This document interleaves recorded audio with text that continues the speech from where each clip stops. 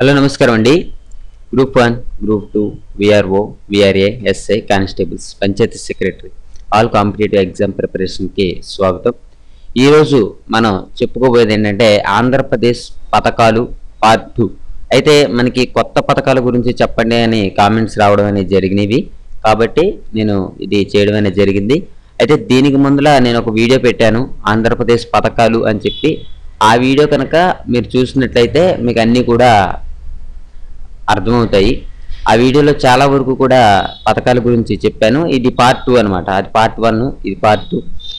అయితే ఇప్పుడు మనం మాట్లాడకపోయేది ఏంటంటే అన్నా క్యాంటీన్లు. ఈ అన్నా క్యాంటీన్ల గురించి కనుక మాట్లాడుకుంటే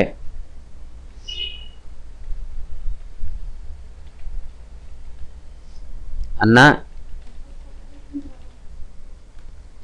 క్యాంటీన్లు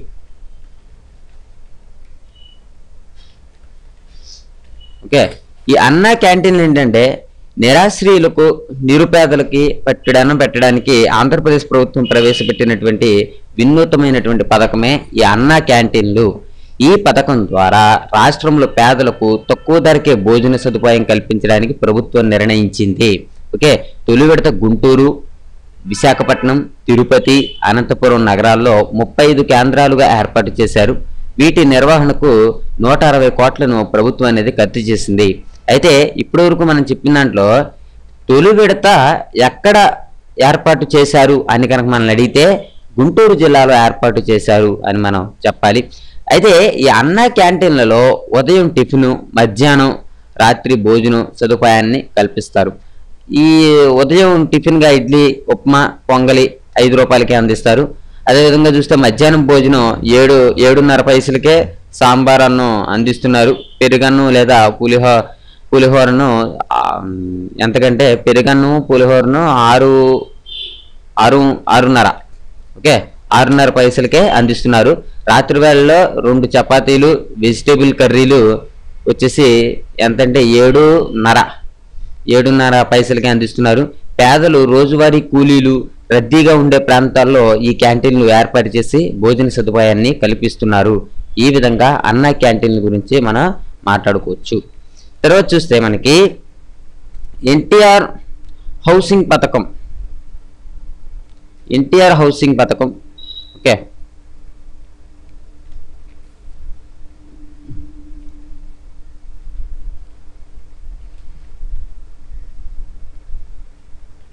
ఎన్టీఆర్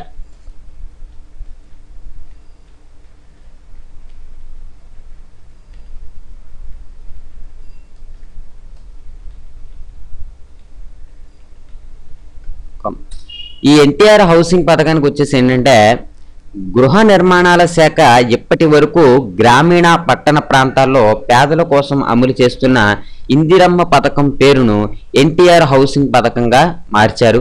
అయితే ఈ మేరకు గృహ నిర్మాణ శాఖ ప్రిన్సిపల్ సెక్రటరీ అతని పేరంటే కరికలవల 2014 అక్టోబర్ 14న ఉత్తర్వులు జారీ చేశారు. ఓకే. అయితే ఏంటంటే ఈ మేరకు గృహ నిర్మాణాల శాఖ ప్రిన్సిపల్ సెక్రటరీ కరికల్వల, నేను రాస్తున్నాను, నోట్ చేసుకోండి మీరు.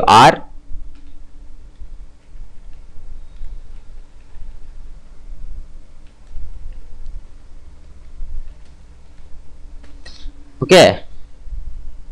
కరికలవల 2014 అక్టోబర్ 14న ఉత్తర్వులు అనేవి జారీ చేయడం జరిగింది. అయితే రాష్ట్ర ప్రభుత్వం పేదలకు డబుల్ బెడ్రూమ్ ఇళ్ళు పథకంలో భాగంగా ఒక్కొక్క గృహానికి వచ్చేసి 2.90 లక్షల వ్యయం అనేది చేయనుంది. మొత్తం 300 చదరపు అడుగుల్లో గృహాన్ని నిర్మిస్తున్నారు. 150 చదరపు అడుగుల్లో 2 పడక గదులు, మిగిలిన 150 చదరపు అడుగుల్లో వంటగది, అదేవిధంగా చూస్తే హాలు, స్నానం గదితో కూడిన మరుగుదొడ్డి నిర్మిస్తున్నారన్నమాట. ఓకే. అయితే ఇక్కడ దీంట్లో మనం తెలుసుకోవాల్సింది ఏంటంటే రాష్ట్ర ప్రభుత్వం పేదలకు డబుల్ బెడ్రూమ్ ఇళ్ళు పథకంలో భాగంగా ఒక్కొక్క గృహానికి ఎంత ఖర్చు పెడుతుంది ఎన్టీఆర్ హౌసింగ్ పథకం ద్వారా అని కనుక మనల్ని అడిగితే 2.90. మీకు అంతకు ముందుల వీడియోలో ఇది చెప్పాను ఏంటి, ఒక ఫైబర్కి సంబంధించి ఎంతకి ఇస్తున్నారు, ఫైబర్ గ్రిడ్ ప్రాజెక్టు ద్వారా ఎంత ఖర్చు పెడుతున్నారు ఏంటి అనేది చెప్పడం జరిగింది. అయితే నేను అప్పుడు 150 రూపాయలు అని చెప్పాను. 150 రూపాయలకి ఫైబర్ గ్రిడ్ ఇవ్వడం జరుగుతుంది కలెక్షన్ అని చెప్పాను. అదేంటంటే 149కే ఇస్తారనమాట. ఓకే, ఇది ఒకటి జస్ట్ చేంజ్ చేసుకోండి మీరు. ఏంటంటే ₹1 తగ్గించి, అంటే నాకున్న రికార్డుని బట్టి నేను అప్పుడు చెప్పాను. కానీ ఫైబర్ గ్రిడ్ వచ్చేసి అదే ఇంటింటికి ఇంటర్నెట్ కనెక్షన్ అన్నారు కదా, అది ఎంత అంటే ₹149 నెలకి. ఓకే, 150 కాదు, నేను 150 అని చెప్పాను ఇంతకు ముందు వీడియోలో. అయితే ఇప్పుడు ఈ ఎన్టీఆర్ హౌసింగ్ పథకం కింద ఎంత ఇస్తున్నారంటే, మామూలుగా ఈ మ్యాటర్లోకి వద్దాం. హౌసింగ్ పథకం కింద 2.90 లక్షల రూపాయలు అనేవి ఇవ్వడం జరుగుతుంది. అయితే మొత్తం 300 చదరపు అడుగుల్లో గృహాన్ని నిర్మిస్తున్నారు. 150 చదరపు అడుగుల్లో 2 పడక గదులు, మిగిలినవి 150 చదరపు అడుగుల్లో వంటగది, హాలు, స్నానాల గదితో కూడినటువంటి మరుగుదొడ్డి ఇవన్నీ కూడా నిర్మించడం జరుగుతుంది. ఈ పథకం కింద SC/ST లబ్ధిదారులకు 1.75 లక్షల సబ్సిడీ, 1 లక్ష బ్యాంకు ద్వారా రుణ సదుపాయాన్ని కల్పిస్తారు. ఓకే, ఈ పథకం కింద SC/ST లబ్ధిదారులకు వచ్చేసేమో 1.75 లక్షల సబ్సిడీ ఇస్తుంది. అదేవిధంగా చూస్తే 1 లక్ష బ్యాంకు ద్వారా రుణ సదుపాయం కల్పిస్తున్నారు. ఇదంతా కూడా చేస్తున్నారు అన్నమాట. ఏంటి, 1 లక్ష ఏమో 1 లక్ష బ్యాంకు ద్వారా రుణ సదుపాయం అనేది వస్తుంది. ఇతరులకు వచ్చేసి 1.25 లక్షల సబ్సిడీ. అదేవిధంగా చూస్తే 1.50 లక్షల రుణ సదుపాయాన్ని కల్పిస్తారనమాట. ఓకే, స్వచ్ఛ భారత్ అభియాన్లో భాగంగా ప్రతి ఇంట్లో మరుగుదొడ్డి నిర్మాణం కోసం ఎంత ఇస్తారు అంటే 15,000 ఇస్తారు. ఈ పథకం కింద ప్రభుత్వం, ప్రైవేటు ఉద్యోగులు, అసంఘటిత కార్మికులు ఇలా 3 భాగాలుగా గృహ నిర్మాణం చేపట్టనున్నారు. ఓకే, ఏంటంటే ఈ పథకం కింద ప్రభుత్వం, ప్రైవేటు ఉద్యోగులు, అసంఘటిత కార్మికులు ఇలా 3 భాగాలుగా గృహ నిర్మాణం చేపట్టనున్నారు. సింగపూర్, చైనా తరహాలో రహదారులు, త్రాగునీరు, విద్యుదీకరణ, ఆసుపత్రులు, విద్యా సంస్థలు, పచ్చదనం వంటి మౌలిక వసతులను కల్పించి టౌన్షిప్లను నిర్మించే విధంగా ప్రణాళికలను రూపొందించాలని నిర్ణయించారు. ఓకే, ఏంటంటే మనకి సింగపూర్, చైనా తరహాలో రహదారులు, త్రాగునీరు, విద్యుదీకరణ, ఆసుపత్రులు, విద్యా సంస్థలు, పచ్చదనం వంటి మౌలిక వసతులను కల్పించి టౌన్షిప్లను నిర్మించే విధంగా ప్రణాళిక రూపొందించాలి అని నిర్ణయించారన్నమాట. అయితే దీని నుంచి ఏంటంటే ఏ తరహాలో చేయాలనుకుంటున్నారు అంటే సింగపూరు, చైనా తరహాలో చేయాలని అనుకుంటున్నారని మనం ఆన్సర్ చేయాలి. ఈ పథకం కింద నిర్మించే గృహాలను ప్రీకాస్ట్ టెక్నాలజీతో పూర్తి చేయాలని నిర్ణయించారు. సాంప్రదాయ పద్ధతుల్లో చేసే నిర్మాణం కంటే 65% వేగంగా ప్రీకాస్ట్ టెక్నాలజీని ఉపయోగించి చేయవచ్చు.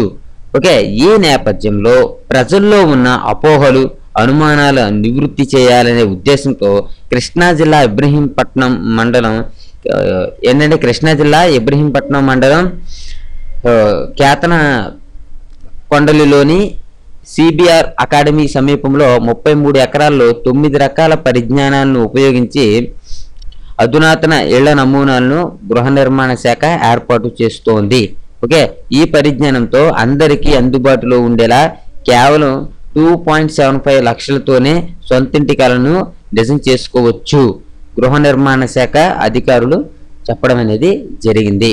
ఓకే, అయితే ఇక్కడ సొంతింటి కల నిజం చేసుకోవడానికి ఎన్ని లక్షల రూపాయలతో సొంతింటి కలను నిజం చేసుకోవచ్చు అని మనల్ని అడిగితే 2.75 లక్షల వరకు కూడా లక్షలతో సొంతింటి కలను నిజం చేసుకోవచ్చు అనే దాన్ని మనం చెప్పుకోవచ్చు అనమాట. ఈ విధంగా ఎన్టీఆర్ హౌసింగ్ పథకం హౌసింగ్ పథకం గురించి మనం చెప్పుకోవచ్చు అనమాట. తర్వాత చూస్తే ఇంకా ఎన్టీఆర్ హౌసింగ్ పథకం అయింది. తర్వాత మనకి దీపం పథకం. ఈ దీపం పథకం విషయానికి వస్తే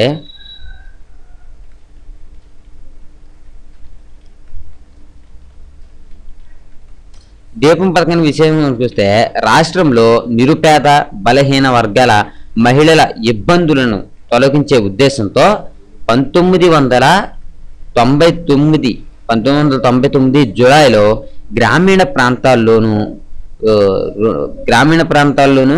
2000 ఫిబ్రవరిలో పట్టణ ప్రాంతాల్లోనూ దీపం పథకాన్ని ప్రారంభించారు. ప్రస్తుతం నవ్యాంధ్రప్రదేశ్ రాష్ట్రం ఈ పథకాన్ని కొనసాగిస్తుంది. ఓకే, కట్టెలు, బొగ్గు, వంట చెరకు ఆధారంగా వంటలు చేసుకునే మహిళల ఆరోగ్య రక్షణ కోసం రాష్ట్ర ప్రభుత్వం దీపం పథకం కింద గ్యాస్ కనెక్షన్ అనేది అందిస్తుంది. 2016 మార్చి నాటికి 20 లక్షల దీపం గ్యాస్ కనెక్షన్లు ఇవ్వడం అనేది జరిగింది. 2017 నాటికి మరో 20 లక్షల గ్యాస్ కనెక్షన్లు ఇచ్చి రాష్ట్రంలో 100% గ్యాస్ కనెక్షన్లు ఇవ్వాలనేదే రాష్ట్ర ప్రభుత్వం యొక్క లక్ష్యంగా చెప్పుకోవచ్చు. దీపం పథకం అంటే ఏంటంటే ముఖ్యంగా తెలుసుకోవాల్సింది గ్యాస్ పొయ్యిలు అనేవి ఇస్తారు. ఇంకా చెప్పుకోవాలంటే 2016 మార్చి నాటికేమో 20 లక్షల దీపం కనెక్షన్లు ఇచ్చారు. 2017 నాటికి మరో 20 లక్షల గ్యాస్ కనెక్షన్లు అనేవి రావడం జరిగింది. ఈ రకంగా మనం దీపం పథకం గురించి చెప్పుకోవచ్చు. ఓకే, తర్వాత చూస్తే మనకి ఎన్టీఆర్ భరోసా. ఎన్టీఆర్ భరోసా అంటే ఏంటంటే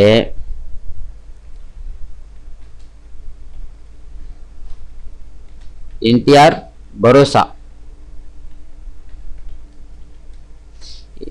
భరోసాలో రాష్ట్రంలో ఎటువంటి ఆదరణ లేని పేద వృద్ధులు, వికలాంగులు, చేనేత కార్మికులు, కల్లుగీత కార్మికులకు అండగా నిలవాలనే ఉద్దేశంతో రాష్ట్ర ప్రభుత్వం ఎన్టీఆర్ భరోసా పథకాన్ని ప్రారంభించింది. ఈ పథకం దేశంలోనే అతిపెద్ద సామాజిక భద్రతా పథకం. ఈ పథకానికి రాష్ట్ర ముఖ్యమంత్రి చంద్రబాబు నాయుడు గారు 2014 అక్టోబర్ 2న గాంధీజీ జయంతి సందర్భంగా విజయవాడలో ప్రారంభించారు. ఓకే, అయితే ఈ పథకం ద్వారా గతంలో ఇస్తున్న పింఛన్ను 200 నుండి వృద్ధులకు 5 రెట్లు పెంచి ఎంత చేశారు? 1000 రూపాయలు చేశారు. ఈ విషయం మనందరికీ తెలిసిందే. వికలాంగులకు 3 రెట్లు చేసి ఎంత ఇచ్చారు? 1500 అనేది ఇవ్వడం జరుగుతుంది. ఈ పథకం ద్వారా ప్రస్తుతం 43,74,469 మంది పింఛనుదారులు లబ్ధి పొందుతున్నారు. ఓకే, ఎన్టీఆర్ భరోసా పథకం ద్వారా 43,74,469 మంది పింఛన్దారులు లబ్ధి అనేది పొందుతున్నారు. ఈ పథకం అమలుకు రాష్ట్ర ప్రభుత్వం నెలకు 500 కోట్లు చొప్పున ఏడాదికి 6,000 కోట్లు ఖర్చు చేస్తుంది. రాష్ట్ర ప్రభుత్వం ఎంత ఖర్చు చేస్తుంది పెన్షన్ల మీద అంటే 6,000 కోట్లను ఖర్చు చేస్తుంది అని మనం చెప్పాలి. ఈ పథకానికి గాను కేంద్ర ప్రభుత్వం వాటాగా మన రాష్ట్రానికి అందుతున్నది కేవలం 337 కోట్లు మాత్రమే. రాష్ట్ర ప్రభుత్వం ఖర్చు చేస్తున్న మొత్తంలో ఇది 6% మాత్రమే ఉంది. అయితే మనం ఈ పెన్షన్ విషయంలో కేంద్రం ఎంత ఇస్తుంది అంటే 6% మాత్రమే ఇస్తుంది అని మనం ఆన్సర్ చేయాలి. ఈ పథకంలో భాగంగా అర్హులందరికీ పింఛన్లు మంజూరు చేయాలనే ఉద్దేశంతో పాటు ఒక్క అనర్హుడు కూడా పింఛను పొందకూడదనే దృఢ సంకల్పంతో ఇది చేయడం అనేది జరుగుతుందన్నమాట. ఇప్పటి వరకు 95% పింఛనుదారులు ఆధార్ నమోదు చేసి ఆధార్ అనుసంధానంతో పింఛను పంపిణీ చేయడం అనేది జరుగుతుంది. దీని ద్వారా ప్రభుత్వం డూప్లికేషన్, బెనామీ పింఛనుదారులను సమర్థవంతంగా నిరోధించింది అనమాట. ఓకే, ఏంటంటే తమ ఫింగర్ తీసుకోవడం, అదేవిధంగా చూస్తే ఆధార్ కార్డు లింక్ చేయడం, ఇవన్నిటిని చూసి ఏంటంటే బోగస్గా ఎవరైతే ఉంటారో వాళ్ళందరినీ కూడా సమర్థవంతంగా నివారించడం అనేది జరిగింది. అయితే చూస్తే మనకి ఇక్కడ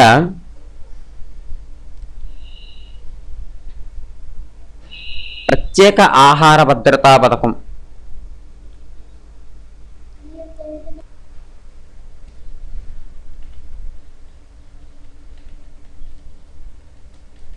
ప్రత్యేక ఆహార భద్రతా పథకం. ఈ ప్రత్యేక ఆహార భద్రతా పథకం విషయానికి వస్తే రాష్ట్రంలో పేదలందరికీ కూడా అన్నం పెట్టడానికి, వారి కుటుంబంలో వెలుగుల్ని నింపాలన్న ప్రధాన లక్ష్యంతో మన నారా చంద్రబాబు నాయుడు గారు 2015 ఏప్రిల్ 2న కడప జిల్లాలోని ఒంటిమిట్లలో ప్రత్యేక ఆహార భద్రతా పథకాన్ని ప్రారంభించడం జరిగింది. ఓకే, ఒంటిమిట్లలో 2015 ఏప్రిల్ 2వ తారీఖున ఇది కడప జిల్లాలో ప్రారంభించడం అనేది జరిగింది. ఈ పథకం ద్వారా తెల్ల రేషన్ కార్డుదారులకు నెలకు కిలో బియ్యం వచ్చేసి ₹1 కుటుంబంలో ప్రతి ఒక్కరికి కూడా 6 కిలోల చొప్పున బియ్యాన్ని అందిస్తున్నారు. అంటే కుటుంబంలో ప్రతి ఒక్కరికి కూడా 6 రూపాయలకే కిలో బియ్యం చొప్పున 6 కిలోల బియ్యం అనేది అందిస్తున్నారు.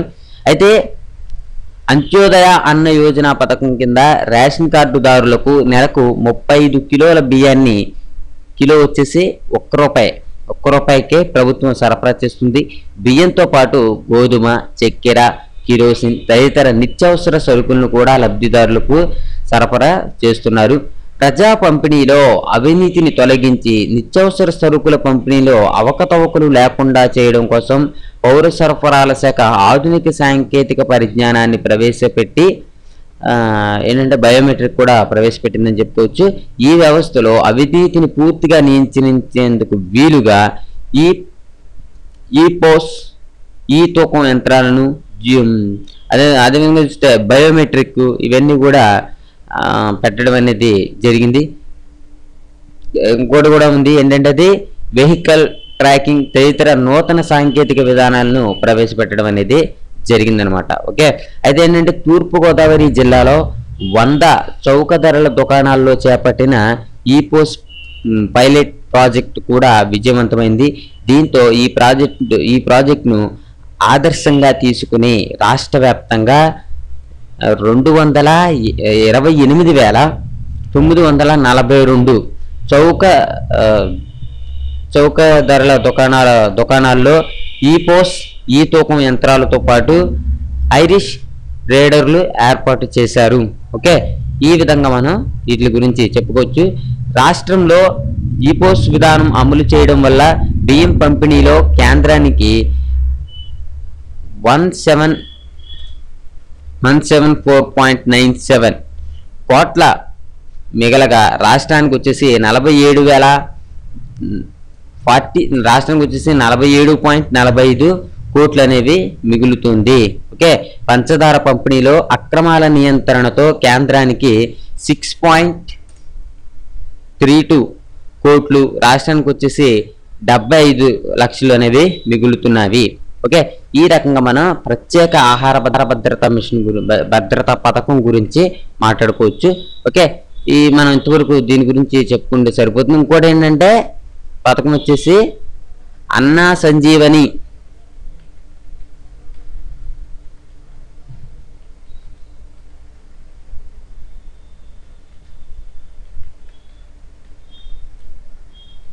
ఈ అన్నా సంజీవని పథకం ఏంటంటే రాష్ట్ర వ్యాప్తంగా జనరిక్ మందుల దుకాణాలను ఏర్పాటు చేసే ఉద్దేశంతో ఈ పథకం అనేది ప్రారంభించబడింది. అయితే ఏంటంటే ఈ అన్నా సంజీవని విషయానికి వస్తే ఇది 2015 సెప్టెంబర్ 7న విజయవాడలో రాష్ట్ర ముఖ్యమంత్రి చంద్రబాబు నాయుడు గారు, అదేవిధంగా చూస్తే ముఖ్యమంత్రి గారు రాష్ట్ర వ్యాప్తంగా ఏర్పాటు చేయబడినటువంటి 150 జనరిక్ మందుల దుకాణాలను డ్వాక్రా మహిళలకు అప్పగించినట్లు ప్రకటించారు. ఓకే, 150 జనరిక్ మందుల దుకాణాలను ఎవరికంటే డ్వాక్రా మహిళలకు అప్పగించినట్లు ప్రకటించారనమాట. ఓకే, అయితే దీని నుంచి మనకు బిట్సేవంగా వస్తాయంటే ఎప్పుడు ప్రారంభించారు? 2015 సెప్టెంబర్ 7వ తారీఖున. బాగా గుర్తుంచుకోవాలి.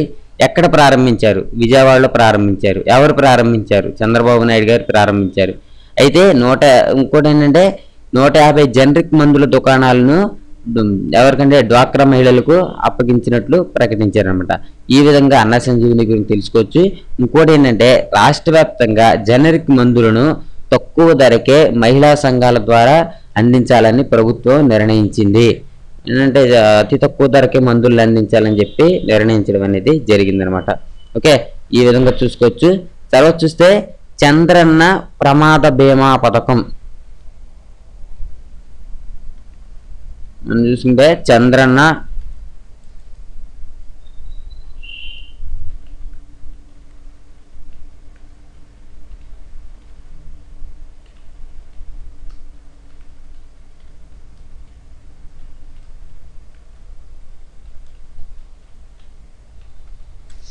చంద్రన్న ప్రమాద బీమా పథకం ఏంటంటే ఫ్యాక్టరీలో గట్రా పనిచేస్తారు కదా, ఏంటంటే అసంఘటిత కార్మికుల చట్టం 2008 ప్రకారం అసంఘటిత రంగాల్లో పనిచేస్తున్నటువంటి 1 కోటి మంది కార్మికులకు 5 లక్షల బీమా అందించే ఉద్దేశంతో చంద్రన్న ప్రమాద బీమా పథకం అనేది ప్రారంభించడం జరిగింది. ఇప్పుడు కార్మికుల చట్టం ఎంత 2008 అన్నమాట. అసంఘటిత కార్మికుల చట్టం 2008 ప్రకారం ఏంటంటే ఇలా పనిచేస్తున్న వారందరికీ కూడా 5 లక్షల బీమా అందించే ఉద్దేశంతో ఇది పెట్టడం అనేది జరిగింది అనమాట, ప్రమాద బీమా అనేది. ఈ మేరకు రాష్ట్ర ప్రభుత్వం 2015 ఏప్రిల్ 25న ఉత్తర్వులు అనేవి జారీ చేసింది. దీనిలో భాగంగా దేశంలోనే మొట్టమొదటిసారిగా ఆంధ్రప్రదేశ్లో డ్రైవర్లకు 5 లక్షల ప్రమాద బీమా కల్పించడం ద్వారా 8 లక్షల మంది డ్రైవర్లకు ప్రయోజనం అనేది చేకూరడం జరుగుతుంది. 8 లక్షల డ్రైవర్లకు ప్రయోజనం అనేది చేకూరనుంది. ఇంకోటి ఏంటంటే ఆంధ్రప్రదేశ్ ట్రాన్స్పోర్ట్ డ్రైవర్ల సామాజిక భద్రతా పథకం కింద ఈ కార్యక్రమాన్ని ముఖ్యమంత్రి నారా చంద్రబాబు నాయుడు గారు 2015 మే 1న అంటే మేడే రోజున రాజమండ్రిలో ప్రారంభించారని మనం చెప్పుకోవచ్చు. ఈ పథకంలో భాగంగా ప్రమాద బీమాతో పాటుగా ఆ కుటుంబంలో 2 చదువుకునే పిల్లలకు 1200 రూపాయల వరకు కూడా స్కాలర్షిప్ అనేది ఇవ్వనున్నారు. 1200 రూపాయల స్కాలర్షిప్ కూడా ఇస్తారు. అయితే రాష్ట్ర జనాభాలో 3/4 మంది ఈ పథకం పరిధిలోనికి వస్తారని ముఖ్యమంత్రి గారు చెప్పడం అనేది జరిగింది అనమాట. ఓకే, ఈ రకంగా చంద్రన్న ప్రమాద బీమా పథకం కింద మనం చెప్పుకోవచ్చు. ఓకే, తర్వాత చూస్తే మనకి ఆరోగ్య సంరక్షణ పథకం.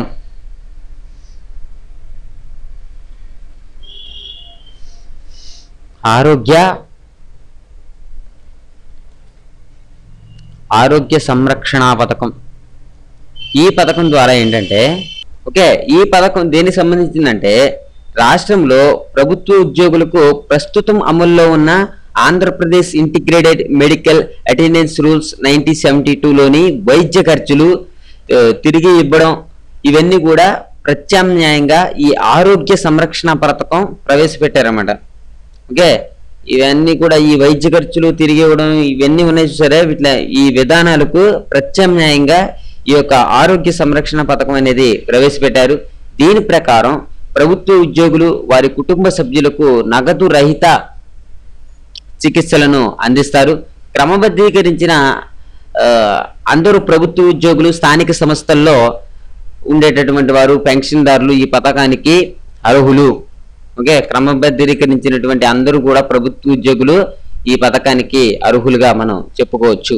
ఓకే, ఈ విధంగా ఆరోగ్య సంరక్షణ పథకం. ఈ ఆరోగ్య సంరక్షణ పథకం ఎవరికి సంబంధించింది ఈ క్రింది వానిలో అంటే ఇది కేవలం గవర్నమెంట్ ఎంప్లాయీస్ కి మాత్రమే సంబంధించింది. ఓకే, ఈ రకంగా మనం ఆరోగ్య సంరక్షణ పథకం గురించి తెలుసుకోవచ్చు. ఇంకోటి ఏంటంటే ఎన్టీఆర్ వైద్య పరీక్ష.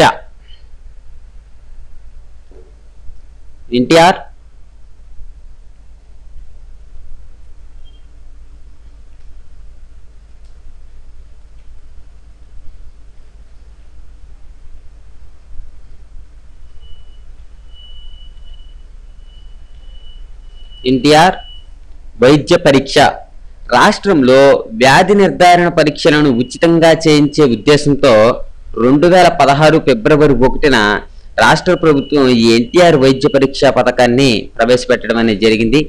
ఈ పథకం అమలుకు రాష్ట్ర ప్రభుత్వ అదేవిధంగా చూస్తే ప్రైవేటు భాగస్వామ్యంలో ఖరీదైన వ్యాధి నిర్ధారణ పరీక్షలను సైతం ఉచితంగా చేసేందుకు ఇలా ఉచితంగా చేయడానికి ఏంటంటే మెడ్ఆన్ సంస్థతో ఒప్పందం కుదుర్చుకుంది. నేను రాస్తున్నాను.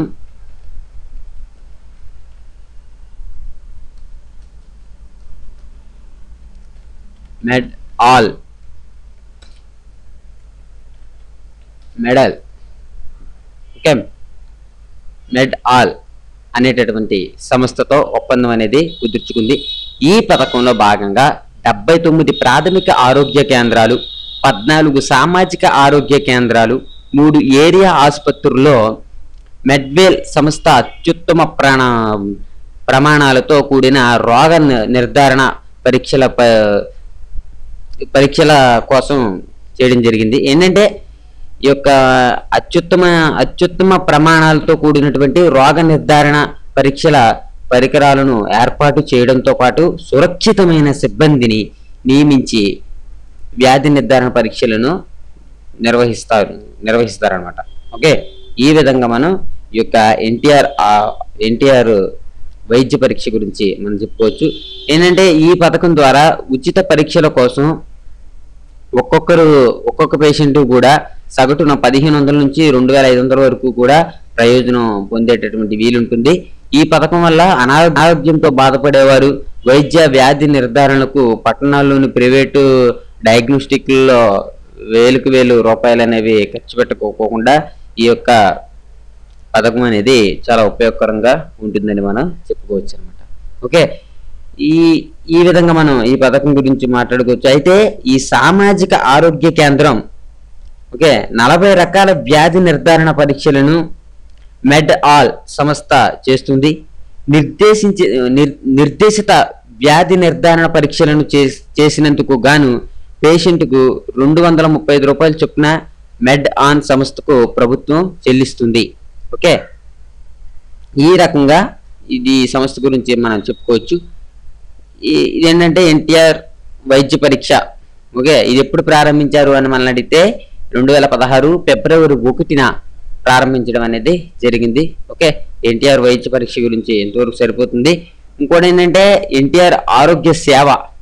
ఈ ఎన్టీఆర్ ఆరోగ్య సేవ అనేది పేద రోగుల జీవితానికి భరోసానిచ్చిన రాజీవ్ ఆరోగ్యశ్రీ పథకం పేరును ఎన్టీఆర్ ఆరోగ్య సేవగా మార్చారు.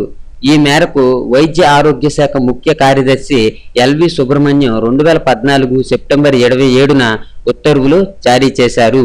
ఈ పథకం ద్వారా 1038 వ్యాధులకు ఉచిత వైద్య సేవలు అందించబడతాయి. ఈ పథకం ద్వారా గతంలో 2 లక్షల వరకు ఉన్న ఉచిత కవరేజ్ను 2,50,000కు పెంచారు. ఇంకోటి ఏంటంటే రాష్ట్ర ప్రభుత్వం దీని కొరకు ఎన్టీఆర్ వైద్య సేవా ట్రస్ట్ ను ఏర్పాటు చేసింది. 2015 అక్టోబర్ 1న రాష్ట్ర ప్రభుత్వం 104 సేవా కేంద్రాన్ని ఏర్పాటు చేసింది.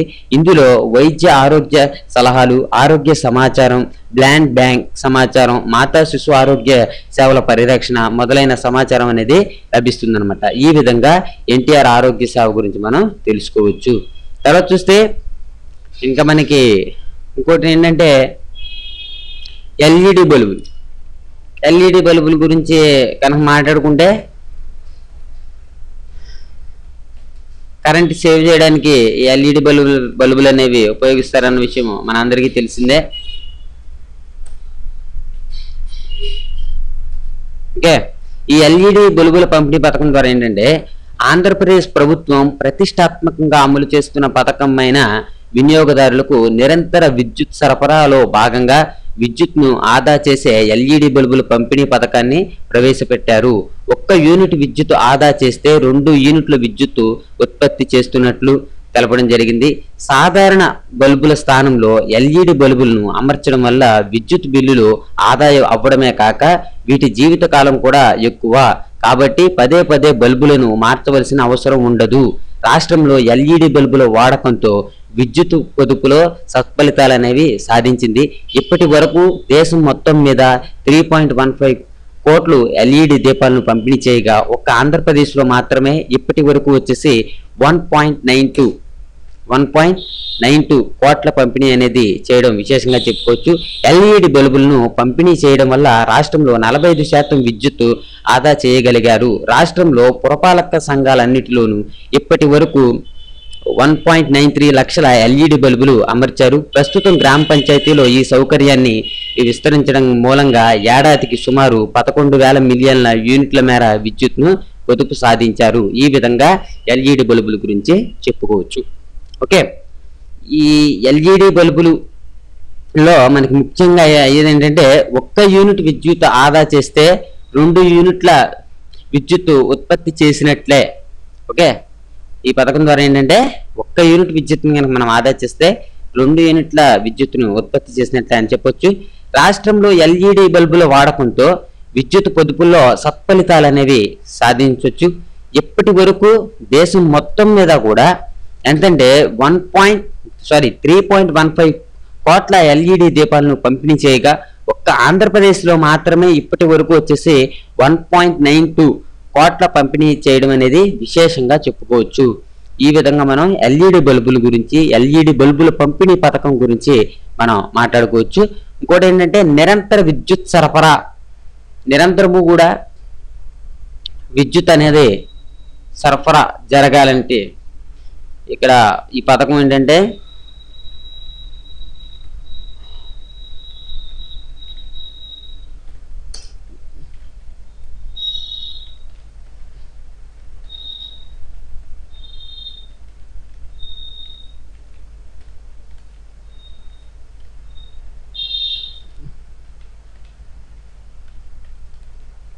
ఓకే, ఈ సరఫరా ఏంటంటే ఆంధ్రప్రదేశ్ ప్రభుత్వం ప్రతిష్టాత్మకంగా అమలు చేస్తున్న పథకం.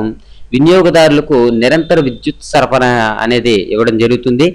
2014 అక్టోబర్ 2న ఈ పథకాన్ని రాష్ట్ర ముఖ్యమంత్రి చంద్రబాబు నాయుడు గారు విజయవాడలో ప్రారంభించడం అనేది జరిగింది. రాష్ట్రంలో మనకి 2014 జూన్ నాటికి 150 మిలియన్ యూనిట్ల డిమాండ్తో 150 మిలియన్ యూనిట్ల డిమాండ్తో 22 మిలియన్ల యూనిట్లు విద్యుత్ లోటు ఉండేది. మనకి ఎంత లోటు ఉండేదంటే 22 మిలియన్ల యూనిట్ల విద్యుత్ లోటు అనేది ఉండేది. ఈ లోటుని అధిగమించడానికి థర్మల్ విద్యుత్ కేంద్రాల పిఎల్ఎఫ్ సామర్థ్యాన్ని మెరుగుపరిచారు. నిర్మాణంలో ఉన్న Krishnapatnam ultra mega power plant, Hinduism thermal కేంద్రాల పనులను వేగవంతం చేయడంతో రాష్ట్రానికి దాదాపు 85 మిలియన్ల యూనిట్ల విద్యుత్ అదనంగా అందుబాటులోనికి వచ్చింది. అంతేకాకుండా రాష్ట్రంలో ఎల్ఈడి బల్బుల పంపిణీ ద్వారా విద్యుత్ పొదుపును సాధించగలిగారు. ఓకే, రాష్ట్రంలో ఎల్ఈడి బల్బుల పంపిణీ ద్వారా విద్యుత్ పొదుపును సాధించడం జరిగింది. ఇంకోటి ఏంటంటే మనకి ప్రస్తుతం రాష్ట్రంలో గృహాలకు, పరిశ్రమలకు, వాణిజ్య అవసరాలకు నిరంతరాయంగా నాణ్యతమైనటువంటి విద్యుత్ను 24/7 7 గంటల వరకు కూడా ప్రభుత్వం అనేది అందిస్తుంది. ఇంకోటి ఏంటంటే వ్యవసాయ వినియోగదారులకు 7 గంటల ఉచిత విద్యుత్ సరఫరా చేస్తున్నారు. వ్యవసాయదారులకు 7 గంటల వరకు కూడా ఉచిత విద్యుత్ అనేది సరఫరా చేస్తున్నారని చెప్పొచ్చు. ముఖ్యంగా ఏంటంటే ప్రస్తుతం రాష్ట్రంలో గృహాలకు, పరిశ్రమలకు, వాణిజ్య అవసరాలకు నిరంతరాయంగా నాణ్యతమైనటువంటి విద్యుత్తుని అందిస్తున్నారు అని మనం చెప్పుకోవచ్చు అనమాట. ఓకే, మనకు ఉండేటటువంటి కొరత అంతా కూడా పోయింది. 2014 అక్టోబర్ 2న ఈ పథకాన్ని ముఖ్యమంత్రి చంద్రబాబు నాయుడు గారు నిరంతర విద్యుత్ సరఫరా పథకాన్ని ఎక్కడ ప్రారంభించారు అని కనుక మనల్ని అడిగితే విజయవాడలో ప్రారంభించబడింది అని మనం ఆన్సర్ చేయాలి. ఓకే, తర్వాత చూస్తే పట్టిసీమ ఎత్తిపోతల పథకం.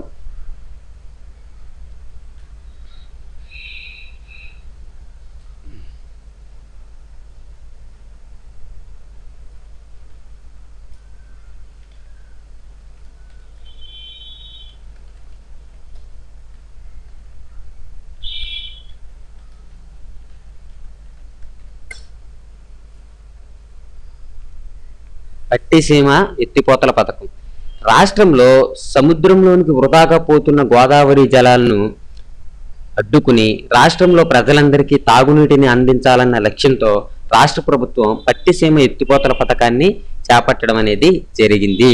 ఓకే, రాష్ట్ర ప్రభుత్వం ఈ పథకానికి గాను 1100 కోట్లతో చేపట్టడం అనేది జరిగింది. ఏంటంటే 1100 కోట్లతో ఇది చేపట్టడం అనేది జరిగింది. అయితే 2015 సెప్టెంబర్ మొదటి వారంలో పట్టిసీమ ద్వారా గోదావరి నీటిని కృష్ణాకు తరలించారు. దీంతో కృష్ణా గోదావరి నదులను అనుసంధానించారు.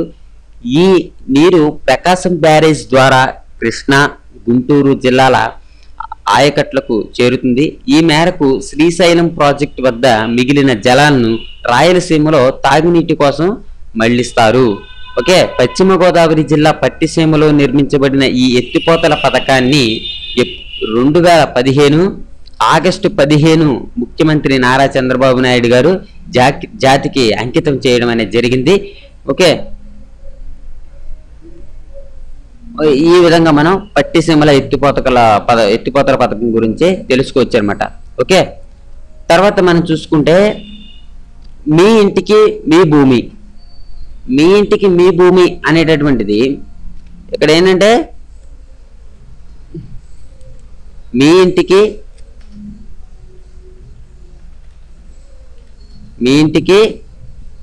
మీ భూమి.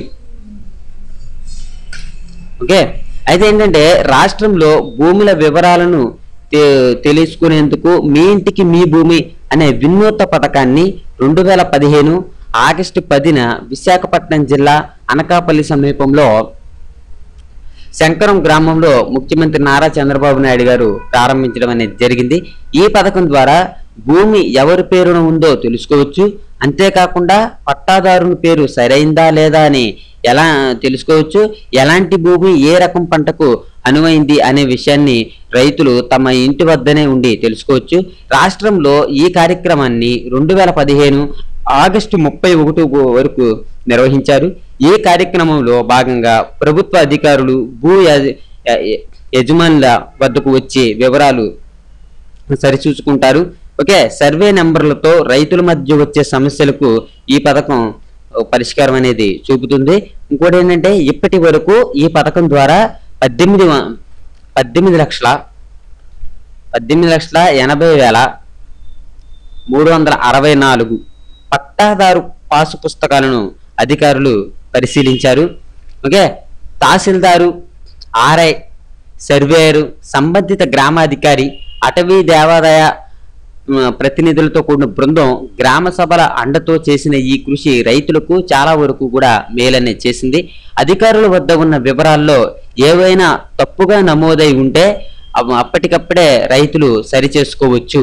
ఈ విధంగా మీ ఇంటికి మీ భూమి అనేటటువంటి కార్యక్రమం గురించి మనం చెప్పుకోవచ్చు. అయితే మెయిన్గా చెప్పుకోవాలంటే ఈ పథకాన్ని ఎప్పుడు ప్రారంభించారు అంటే 2015 ఆగస్టు 10న విశాఖపట్నం జిల్లా అనకాపల్లి సమీపంలో శంకరం గ్రామంలో చంద్రబాబు నాయుడు గారు ప్రారంభించడం జరిగింది అని మనం చెప్పుకోవచ్చు. ఓకే ఓకే తర్వాత కనుక మనం చూసుకుంటే ఏరువాక పౌర్ణమి, అదేవిధంగా చూస్తే పొలం పిలుస్తుంది, నీరు చెట్టు, రైతుశ్రీ, రైతు బంధు పథకం, అదేవిధంగా చూస్తే స్వచ్ఛ ఆంధ్రప్రదేశ్, రైతు రుణ ఉపశమన పథకం, వీటన్నిటి గురించి కూడా మనం పార్ట్ 3 కింద చెప్పుకుందాము. ఆంధ్రప్రదేశ్ పథకాలు పార్ట్ 3లో చెప్పుకుందాము. ఓకే, మీరు ఏంటంటే అందరూ కూడా సబ్స్క్రైబ్ చేసుకోండి. మీరు ఈ పథకాల విషయానికి వస్తే ఏంటంటే ఇవి చాలా ఎక్కువగా ఉంటాయి అన్నమాట. పథకాలు అనేవి చాలా ఎక్కువగా ఉంటాయి. ఇది ఏ సంవత్సరంలో వచ్చినాయి ఒక తందు గుర్తు పెట్టుకోవాలి. వీటి గురించి మనం చాలా శ్రద్ధగా చదవాల్సి ఉంటుంది. ఓకే, పథకాలు విషయానికి వస్తే ఏంటంటే డేట్లు గుర్తించుకోవడం కొంచెం కష్టంగానే ఉంటుంది. మీరు 1-2 సార్లు యూట్యూబ్ వినడం ద్వారా గుర్తుంటాయి. మీరేం కంగారు పడిన అవసరం లేదు. మీరు 1-2 సార్లు ఏనండి, మీరు ఎగ్జామ్లోకి వెళ్ళంగానే ఆప్షన్స్ చూడంగానే మీకు అదే గుర్తుకొస్తుంది. మీరేం భయపడిన అవసరం లేదు. ఇంకోటి ఏంటంటే మీరు ఛానల్ సబ్స్క్రైబ్ చేసుకోండి. మీకు కావాల్సిన వీడియోని కామెంట్ రూపంలో రాయండి. Thank you for watching. Have a nice day. Hello అండి, కొత్తగా యూట్యూబ్ ఛానల్ చూస్తున్న వారి గురించి ఇది చెప్పడం జరుగుతుంది. మీరు గూగుల్లో youtube.com అని టైప్ చేసిన తర్వాత మీకు ఇట్లా ఓపెన్ అవుతుంది. దీంట్లో యూట్యూబ్ మీద క్లిక్ చేయండి. క్లిక్ చేసిన తర్వాత మీకు ఈ విధంగా ఓపెన్ అవుతుంది. పైన ఉన్నటువంటి బార్లో తెలుగు కాంపిటేటివ్ ఎగ్జామ్స్ అని టైప్ చేసి ఎంటర్ కొట్టండి. ఎంటర్ కొట్టిన తర్వాత మనకి ఇట్లా సరస్వతీదేవి బొమ్మ పక్కన ఉన్నటువంటి ఈ తెలుగు కాంపిటేటివ్ ఎగ్జామ్స్ అనే బటన్ మీద క్లిక్ చేయండి. క్లిక్ చేసిన తర్వాత మనకి పోటీ పరీక్షలకు ఉచిత శిక్షణ అని మనకి ఇలా వస్తుంది. దీంట్లో వచ్చిన తర్వాత ఇవన్నీ కూడా మీకు చేయబడినటువంటి వీడియోలే. ఇవి వచ్చేసి ఏంటంటే 24 వీడియోల దాకా ఉంటాయి. సారీ 204 వీడియోల దాకా ఉంటాయి ఇవి. ఇప్పుడు మీరు ఏం చేస్తారంటే ఇక్కడ వీడియోస్ అని చూసారా, ఈ వీడియోస్ మీద క్లిక్ చేయండి. వీడియోస్ మీద క్లిక్ చేసిన తర్వాత మీకు ఈ రకంగా ఓపెన్ అవుతుంది. ఇవన్నీ కూడా మీకు పంచాయతీ సెక్రటరీ కావచ్చు, విఆర్ఏ గ్రూప్ 2 అన్నిటికీ కూడా చాలా ఉపయోగకరంగా ఉంటాయి. చూడండి, ఇక్కడ నేను పంచాయతీ సెక్రటరీ అని రాశాను. పంచాయతీ సెక్రటరీతో పాటు మిగిలిన ఎగ్జామ్స్ కూడా ఇవి ఉపయోగపడతాయి. అందుకే ఇక్కడ నేను panchayat secretary group 1 group 2 VR1 రాయడం జరిగింది. ఇక్కడ చూడండి, ఇవన్నీ కూడా చాలా వరకు మనకి వీడియోస్ అనేవి ఓపెన్ అవుతాయి. అవార్డుల గురించి, కరెంట్ అఫైర్స్ గురించి, సుప్రీంకోర్టు తీర్పుల గురించి, ఇది చాలా ఇంపార్టెంట్ అయినటువంటి విషయం. ఇవన్నీ కూడా మనకి ఓపెన్ అవుతాయి. ఇవన్నీ కనుక మీరు చూసేసినట్లయితే ఇక్కడ ఉన్నటువంటి లోడ్ మోర్ మీద క్లిక్ చేయండి. ఈ లోడ్ మోర్ మీద క్లిక్ చేసిన తర్వాత ఇంకా వీడియోలు అనేవి ఓపెన్ అవుతాయి మీకు. ఇవన్నీ కూడా చాలా వీడియోస్ ఉన్నాయి. ఇవి కూడా చూసేసిన తర్వాత ఇవి చూడండి, ఇక్కడ పాలిటీకి సంబంధించినవి ఉన్నాయి. ఇంకా చూస్తే జాతీయ ఉద్యమంలో ముఖ్యమైనటువంటి సంఘటనలు, రెగ్యులేటరీ అథారిటీలు, ఇవన్నీ కూడా చాలా చాలా ఇంపార్టెంట్ అయినటువంటివి ఇవి. తర్వాత లోడ్ మోర్ మీద మళ్ళీ క్లిక్ చేయండి. క్లిక్ చేసిన తర్వాత చూసారు ఇక్కడ రాష్ట్రపతి, భారత రాష్ట్రపతికి పార్ట్ 1 పార్ట్ 2. ఓకే, ఇవన్నీ కూడా మనం చేసినటువంటి చాలా మంచి వీడియోలు. చూడండి, ఇక్కడ సైన్స్ ప్రమాణాల గురించి, రసాయన శాస్త్రం అతి ముఖ్యమైనటువంటి విషయాలు, ప్రభుత్వ అభివృద్ధి పథకాలు, ఇన్ఫర్మేషన్ టెక్నాలజీ, ఇవన్నీ కూడా చాలా ఉన్నాయి. ఇక్కడ చూడండి, పేదరికం, నిరుద్యోగం, ఈ వీడియో కూడా చాలా ఇంపార్టెంట్. చాలా మంది దీన్ని చూడడం జరిగింది. అన్ని వీడియోలు ఇంపార్టెంట్. ఇక్కడ చూడండి, బీమా రంగం. ఈ బీమా రంగం చూస్తే 518 మంది చూశారు. చాలా అంటే ఇది ఇంపార్టెంట్ కాదని మీ యొక్క ఉద్దేశం అయి ఉంటుంది. కానీ బీమా రంగం నుంచి మనకి బిట్స్ అనేవి వస్తాయి. విద్య, ఆరోగ్యం, దీనికి సంబంధించి కూడా బిట్స్ వస్తాయి. తర్వాత భారత రాజ్యాంగంలో షెడ్యూల్డ్, ఇది కనుక మీరు చూస్తే మీకు ఒక అవగాహన అనేది వస్తూ ఉంటుంది. తర్వాత చూడండి, ఇక్కడ మళ్ళీ లోడ్ మోర్ మీద క్లిక్ చేయండి. లోడ్ మోర్ మీద క్లిక్ చేసిన తర్వాత ఇంకా వీడియోస్ వచ్చినవి. ఈ వీడియోలో చూసా ఇక్కడ మనీ బిల్ అని, కేంద్ర జాబితా, రాష్ట్ర జాబితా, ఉమ్మడి జాబితాలకి ఎన్ని అంశాలు ఉన్నాయి ఏంటి అవన్నీ కూడా తెలుస్తూ ఉంటాయి. లోక్సభ నిర్మాణం ఏంటి, ఆంధ్రప్రదేశ్లో నీటిపారుదల ప్రాజెక్టులు, ఇవన్నీ కూడా చాలా వరకు ఓపెన్ అవుతాయి. ఇక్కడ చూడండి, కంప్యూటర్ అబ్రివేషన్స్ అని ఉంది. మన కాంపిటేటివ్ ఎగ్జామ్స్ లో సిడి అంటే ఏంటి, లేకపోతే కంప్యూటర్ సంబంధించి అబ్రివేషన్స్ అడుగుతున్నారు కదా, WW అంటే ఏంటి, ఇవన్నీ కూడా ఈ వీడియో చూడడం ద్వారా తెలుస్తుంది. మనకి కొత్తగా ఆంధ్ర రాష్ట్రం ఏర్పడిన తర్వాత నూతన ఆంధ్రప్రదేశ్ జనాభా అని చెప్పి ఒక వీడియో పెట్టాను. ఇది కూడా చాలా ఇంపార్టెంట్. ఈ అన్ని వీడియోలు చూసినప్పుడు మాత్రమే మీకు నాలెడ్జ్ అనేది ఇంప్రూవ్ అవుతుంది. మళ్ళీ ఇక్కడ లోడ్ మోర్ మీద క్లిక్ చేయండి. చేసిన తర్వాత ఇంకా చూడండి, ఇక్కడ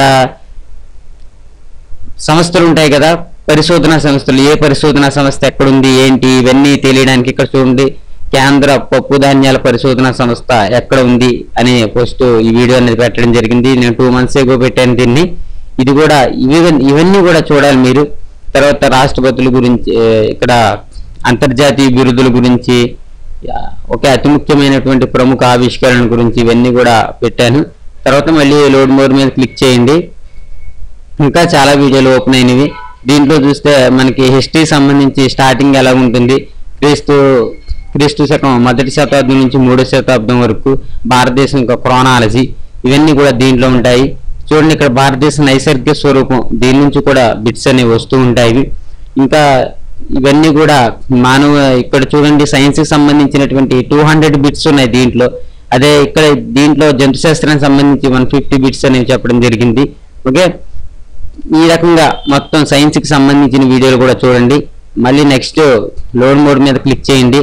మనకి రక్త ప్రసరణ వ్యవస్థ ఎలా ఉంటుంది, శ్వాస వ్యవస్థ ఎలా ఉంటుంది, జీర్ణాశయము, కార్బోహైడ్రేట్స్, జీవుల వర్గీకరణ, ఇవన్నీ చాలా చాలా మంచి యూట్యూబ్లు. ఇవన్నీ కూడా 206 వీడియోల వరకు ఉంటాయి. ఇవన్నీ చూసినట్లయితే మీ నాలెడ్జ్ అనేది ఇంప్రూవ్ అవుతుంది. చాలా మంది నాకు ఫోన్ చేసి ఛానల్లోకి ఏ విధంగా వెళ్ళాలి అంటున్నారు, కాబట్టి మీకు ఇది చెప్పడం జరిగింది. Thank you for watching. Have a nice day.